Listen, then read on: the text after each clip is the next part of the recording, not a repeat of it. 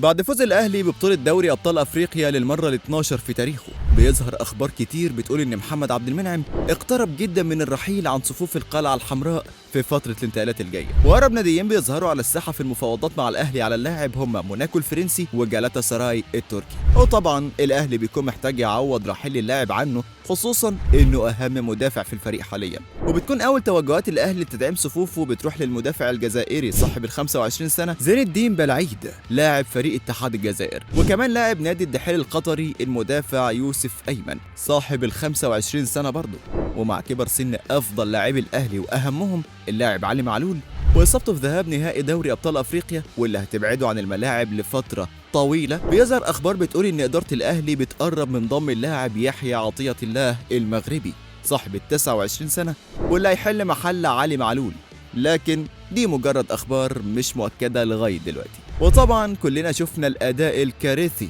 لمهاجم الأهلي أنطونيو موديست على مدار الموسم، ومع اقتراب رحيله عن الأهلي مع نهاية الموسم إدارة الأهلي بتفكر تدعم صفوفها بمهاجم، والأخبار كلها بتقول إن المفاوضات شغالة مع المهاجم البوركيني محمد كوناتي، واللي بيكون عمره 26 سنة واللي لعب مع فرقته 36 ماتش سجل فيهم 11 جول. طبعا كل الأخبار دي مش مؤكدة ولسه المفاوضات شغالة، وهنعرف ايه اللي هيحصل في الأيام اللي جاية ومين الصفقات اللي هتتحسم مع إدارة الأهلي في فترة الانتقالات اللي جاية.